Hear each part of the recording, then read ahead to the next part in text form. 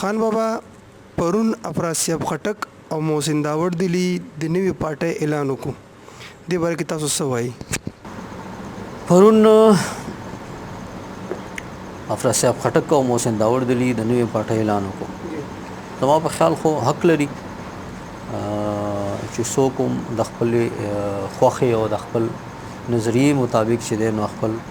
ګوند جوړولو هر سړی حق لري. او خو مونږ که چېرته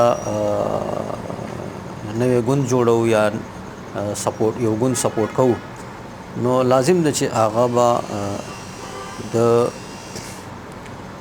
د یو کلک پښتون نیشنلست ګوند په توګه باندې کوو. مونږ غواړو چې یاره په دې خطه کې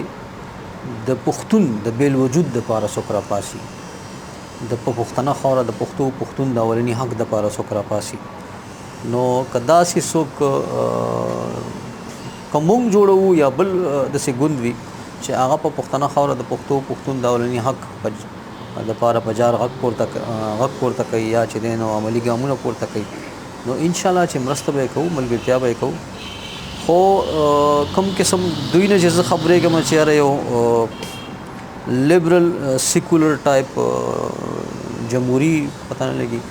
نو داسې ګوندونه خو بلا ډېر دي. د دې نه خو بیا د ضرورت نو د بل د ما په خیال چې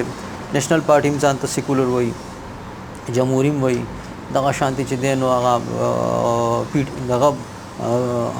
پښتونخوا ملي امام پارټي هم وایي او هغه ماشاءالله ډېر پښتونولۍ سره ډېر نږدې خلک دي. نو نور هم داسې دغه دی.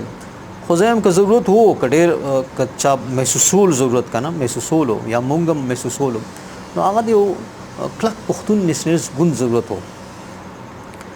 او که داسې یو ګوند منځته راځي چې هغه په پښتنه خاوره د پښتون د اولني حق دپاره غږ پورته کوي او په جار وایي چې دا خاوره لاموت امباسي نه دا خاوره چې نه د پښتون قوم رخه ده او په دې اولنی حق د پښتون دی او د امو تر عباسي نه چې څومره په دې خاوره باندې سرکاري چوکۍ دي، نوکرۍ دي، په دې د عالمي دستور مطابق اولنی حق د پښتون قوم غواړو، د پښتنو ځوانانو غواړو نو مونږ به انشاءالله چې مرستیال یو. لا دیو کې چې داسې څه دغه راوځي خو زما په خیال خو زموږ خو تر دې حده پورې د دې سره تعلق ځکه نشو کولی او نه یې څه مرسته کولی شو چې ځکه چې زموږ چې کوم دغه دی که نه خوب دی، زموږ چې کوم خیال دی، زموږ چې کوم رایه ده چې په پښتنه خاوره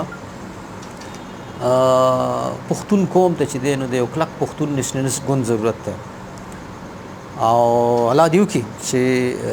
پښتانه په دې خبره پوه شي چې دا جمهوري او لیبرل او سیکولر دا دغه بلا ډېر دي ګوندونه نو د یو بل ګوند زما په خیال خو د دې دغه نو که ضرورت وو نو هغه په پښتنه خاوره پښتون قوم ته چې دی نو د یو کلک پښتون نیشنلست ګوند ضرورت وو او ضرورت دی. نو مونږ خو به انشاءالله چې